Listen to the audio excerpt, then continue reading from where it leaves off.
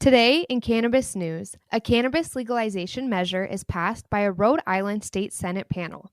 Nebraska cannabis advocates plan a mass-scale drive to place the issue on the state's 2022 elections ballot. And following the Montana state governor ratifying cannabis policy reform, anti-cannabis organizations in the state diminished their lawsuit, contesting a legalization initiative approved by voters.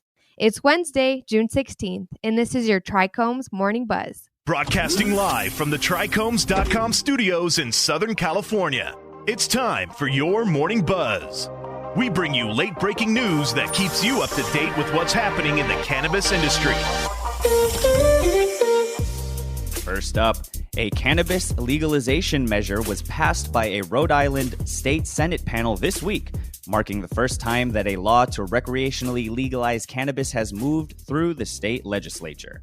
Representative Scott Slater and numerous co-sponsors have introduced a third legalization bill in the state House. The Senate panel's decision comes shortly after following House Speaker Joseph Shekarchi stating that legalization would not be considered until the summer or autumn. The Senate, on the other hand, seems to have other ideas and is scheduled to vote on its proposal as early as next week. In general, the Senate proposal would permit adults 21 years and older to buy and carry a maximum of an ounce of cannabis.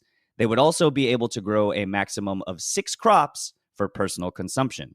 Prior to the Senate proposal progressing through the panel, it was subjected to a number of significant amendments. This includes setting a hold on the approval of new cannabis producers, which the state's current medical cannabis producers have demanded due to market saturation. In addition, 1/3 of cannabis shop licensure will now be allocated for companies that meet the criteria for social equity candidates. Next up, since the Nebraska state legislature this session refused to implement a measure to approve medical cannabis legalization, advocates are planning a mass-scale drive to place the issue on the ballot for voters in 2022. Because the state Supreme Court overturned a proposal that qualified for the 2020 ballot solely on a statutory dispute, voters should anticipate numerous related proposals being evaluated by attorneys to guarantee that critics cannot use the judicial system to again obstruct the policy shift. One petition, a prospective constitutional amendment, has been developed and is in the process of being circulated. In avoiding a repeat of the single subject issue, the bill explicitly says persons in the state of Nebraska shall have the right to cannabis in all forms for medical purposes. Subsequent petitions would almost certainly be statutory, requiring less signatures to be eligible for the ballot. Those bills, which are currently being evaluated by lawyers, would bolster the constitutional amendment by laying out laws and infrastructures for a medicinal cannabis system. Activists will need roughly 124,000 registered voters' signatures to get the constitutional amendment proposal on the ballot. Last up, following Montana State Governor Greg Gianforte ratifying cannabis reform policy, anti-cannabis organizations in the state filed a dismissal of their lawsuit contesting a legalization initiative approved by voters.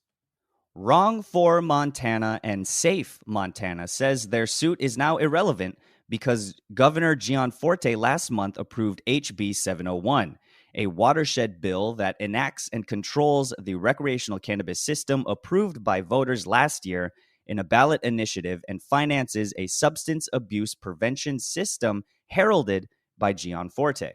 The suit claimed that Initiative 190, which was passed by voters, was unlawful because it took some cannabis tax income, reportedly in violation of a section of the state constitution that bars such action in voter initiatives.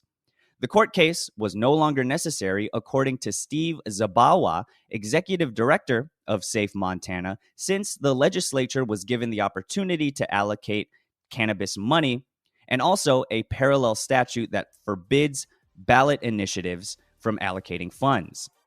While we hoped to see this process proceed successfully, we instead will champion the work done in the legislature to pass HB 701 into law, Zabawa said in a statement.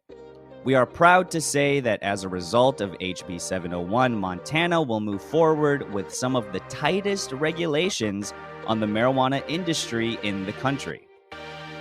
That was today's Buzz. Thanks for listening. For more cannabis news and insights from industry professionals and a place to discuss these stories and others, visit TRICHOMES.com. And be sure to catch up with all of our other cannabis industry-related podcasts like Hash It Out, Careers in Cannabis, or the International Cannabis Conversation, wherever you get your podcasts.